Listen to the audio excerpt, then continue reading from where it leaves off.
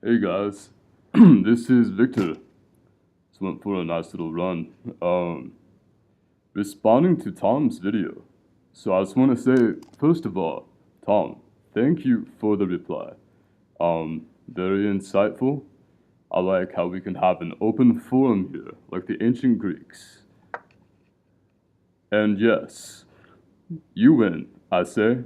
Um, Rather, as you put it, you win with me. I think you definitely showed the error in thinking about this queen up here is the best move for this variation I'm looking at. Um, as you so well pointed out, the next move is here, and then yellow moves here, green moves here. And yes, um, moving up here for the triple threat, as I called it in the video, followed up by blue's move here, is very powerful with the double checkmate threat and the check threat on yellow. And I think it completely nullifies the attack that red and yellow have. And furthermore, I think I was looking at your video and I thought immediately, oh, what you were talking about, and I was thinking, but is that the case? And you pointed out what was on my mind. What about here? Because that blocks the check. And of course, as you pointed out too, preventing this move, you move the blue queen here, and a few other variations as well. So long story short, you win. Yes, this is not the best move for red. So I think this is a lot more powerful. And I was looking at this kind of slightly, because I think it's not that different. Except for now I think that, as you also pointed out, the green's queen cannot easily move out in this position. Because I have to do this and that. Obviously you can't move there because you lose the queen. And maybe there, maybe here. Of course, if you move there, then still looking at the whole triple play idea that I originally had. And I think still move here is blue, but I think at this point, that's a serious move, because how in the world is green going to defend against checkmate along? So, where can green really move here that'd be productive? Right, like the only moves that I really see are here and here. And this is the only spot, I don't know. Neither of them maintain the checkmate threat that was so crucial. Obviously you could also move along here, but then you kill blue's ability to put a check on yellow, because the queen is blocking the rank, or the file, or whatever. So I think, yes, as you pointed out too, when red moves out here, this is really the move to consider. Maybe you can move there.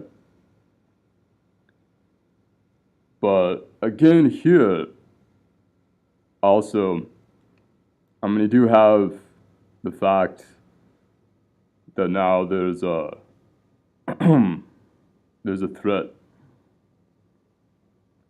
against red's pawn. But at this stage, I think we go back to the original idea of red and yellow trying to box in blue's queen. So at this stage, I think what you do here is you also take advantage of this, right? And you want to look at these squares, and you move there. And the idea is that after defending against this checkmate,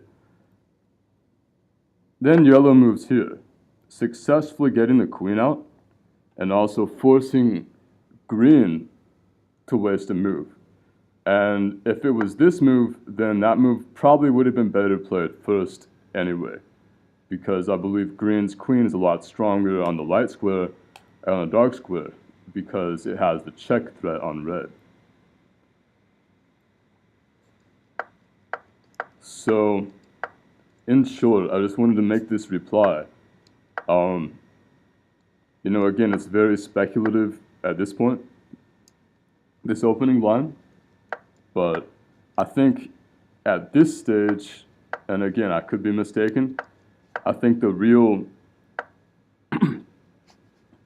move for a green is the idea I originally said was probably the best.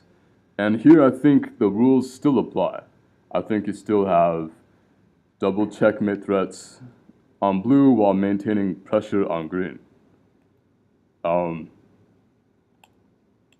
Yeah, these are the two squares, obviously. Can move there, move here, and of course the whole idea was to get the queen out or the knight out. But of course the queen out I think is better right now because the queen's much more active, and the knight, as I pointed out in the previous video, cannot easily keep the momentum. I think momentum dies down if you try to attack with the knight first in this opening. Just based on all the counterplay, I don't think it's fast enough.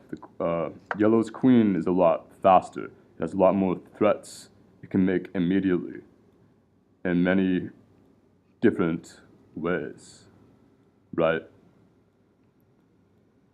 Namely, these three holes. This hole on green's camp and these two holes on blue's camp. And I think that in this opening, you're still able to maintain the advantage that I thought was a good one for red and yellow, which is blue's queen is denied this diagonal. So, yeah, Tom, thanks for the video. I think all the ideas I said in the last video, at least in terms of this opening and the queen out moving forward, are still very, very pertinent. You still have to. One thing I didn't mention, of course, was you have to be wary. Blue's queen taking the red pawn. Green's queen could come up, or it could do that if red's queen gets out of the way or something. But of course, blue's queen cannot do this until it is safe from checkmate threats.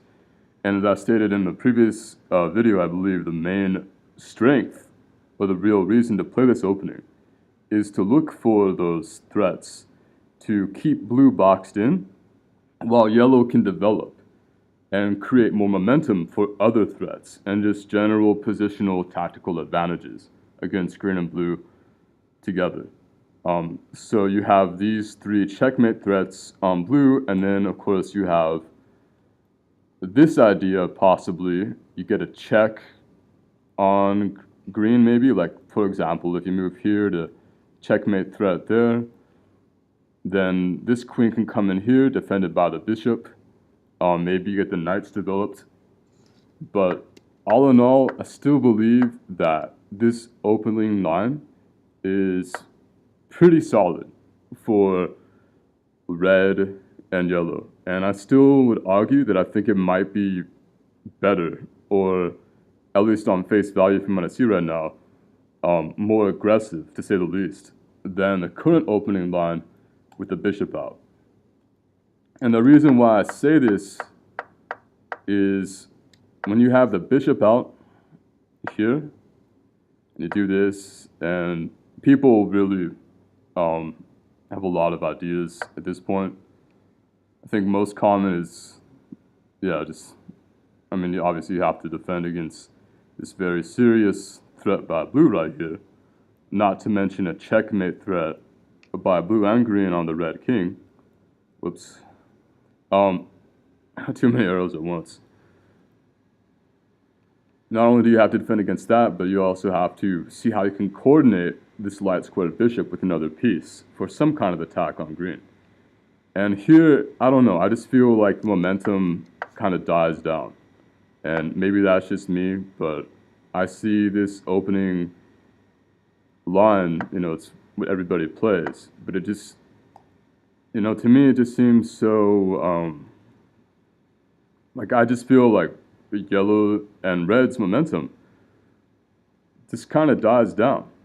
You know, you might move the knight out to try to get a check. You might try to um, do this number.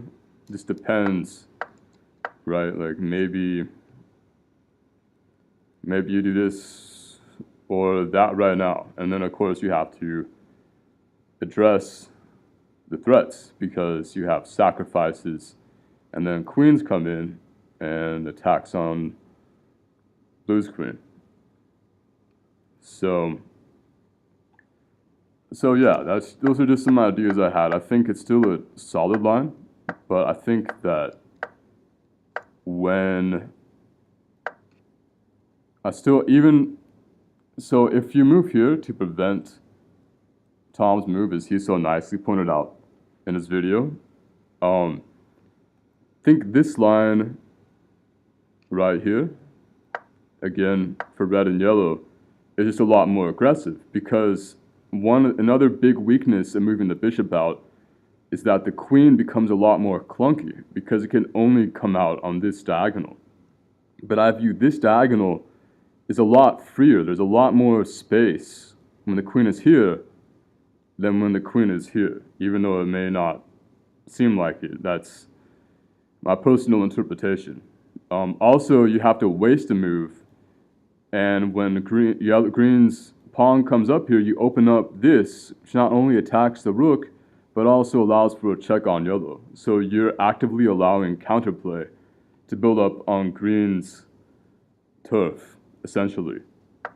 So that's why I'm thinking this might be a stronger opening, which is why I was looking at it.